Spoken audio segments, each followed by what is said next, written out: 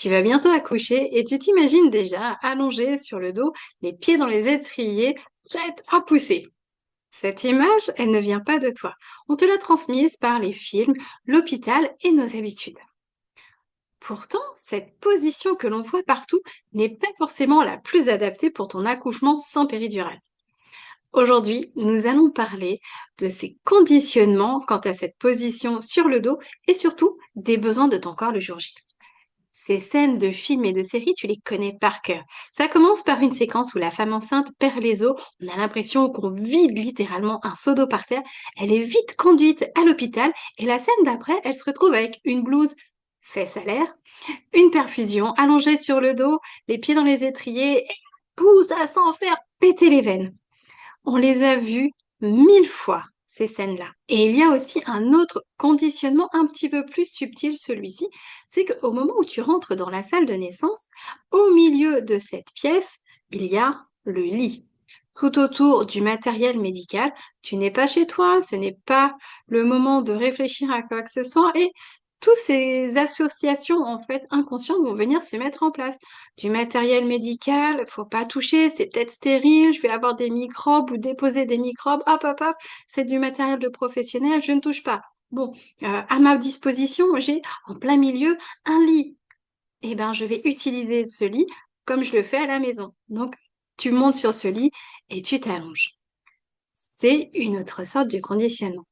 Donc, tu vas adopter cette position sur le dos. Vient le moment des différents examens, on va t'ausculter et donc te demander d'être dans cette position. Alors, cette position, tu penses qu'il est nécessaire et favorable de la garder. Oui, mais sauf que toi, tu as décidé d'accoucher sans péridurale. Alors, qu'est-ce que ça vient changer dans ce projet, cette position sur le dos? Eh bien, ça change tout. Cette position dite gynécologique, parce qu'elle est pratique pour l'obstétricien pour voir justement ce qui se passe, elle est néfaste pour toi pour différents aspects. Le premier, c'est que en étant allongé sur le dos, tout ton poids va empêcher le bassin de bien se mobiliser, notamment le coccyx qui aurait besoin de basculer vers l'arrière. Là, il ne peut plus puisqu'il est littéralement écrasé sur le matelas. Sauf que cette petite rotation du coccyx permettrait au bébé d'avoir un peu plus d'espace. Et puis, imagine un petit peu. Lorsque maman est debout, le bébé va donc descendre. La gravité va faire son travail. Mais lorsque maman est allongée avec les jambes relevées, c'est beaucoup plus difficile pour bébé de descendre allongé. La gravité ne fait plus son travail.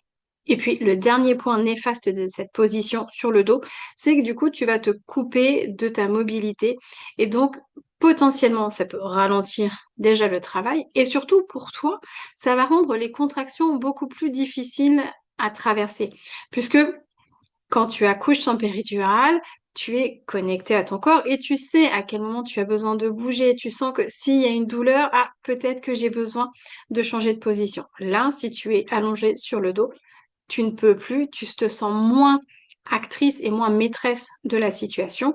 Et c'est souvent là que tu vas demander une péridurale pour pouvoir être soulagée, relayant au placard ta volonté d'accoucher sans péridurale. En fait, si tu décides d'accoucher sans péridurale, le jour J, ton corps va très certainement te demander autre chose que de rester immobile, allongé sur le dos au milieu de cette salle. Mais de quoi a-t-il besoin, ton corps? Eh bien, le jour J, tu as besoin de ta verticalité et de ta mobilité. Ça, je pense que c'est quelque chose que tu as acquis. Mais tu as aussi besoin de quelque chose que tu ne soupçonnes peut-être pas. Tu as besoin de confiance en toi et d'audace. Tu vas avoir besoin d'être suffisamment en confiance pour pouvoir te sentir à l'aise et peut-être redécorer la salle de naissance. Peut-être que tu vas avoir besoin ou envie de pousser le lit dans un coin. Peut-être que tu vas avoir envie d'y installer peut-être des tapis par terre pour pouvoir, toi, être plus facilement mobile. Peut-être que tu vas vouloir détourner l'utilisation de ce lit et non pas monter dessus, mais peut-être au contraire plutôt te poser avec tes avant-bras bien dessus pour permettre au reste du corps de pouvoir bouger, d'avoir le ventre plutôt suspendu dans le vide. Peut-être aussi que tu vas avoir envie de vocaliser. Et tout ça, tu as besoin d'oser le faire. Et ça ne s'improvise pas le jour de l'accouchement. Cette confiance en toi, cette reprise de pouvoir et cette audace que tu as besoin de mettre en place, eh bien, ça se travaille en amont. Tu as besoin d'être soutenu, d'être entendu et surtout d'être accompagné pour que le jour J, tu te sentes vraiment à ta place, chez toi, dans cette salle de maternité qui pourtant ne t'appartient pas. Au final, je pourrais te donner plein de positions dans lesquelles tu pourrais accoucher, mais toi seul et surtout le jour J va ressentir ce qui est bon pour toi.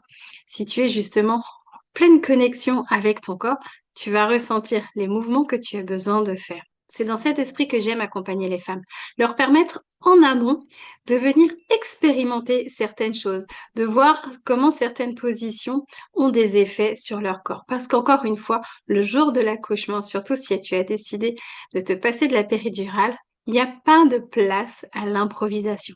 Tu as vraiment besoin d'avoir les bonnes informations en amont et surtout de travailler ta confiance et de te sentir soutenu jusqu'au dernier moment. Alors si ce message résonne pour toi, tu regardes dans la description, tu pourras prendre un appel, on discute un peu et on voit ce que l'on peut faire ensemble. Retiens en tout cas qu'une femme qui a décidé d'accoucher sans péridurale, elle se donne bien souvent la liberté de bouger, de tester, d'expérimenter. Et tout ça, ça ne ressemble pas forcément à ce qu'on voit dans les films. Cette femme sera plus en capacité d'écouter d'abord son corps et ses ressentis, plutôt que les conditionnements et les automatismes.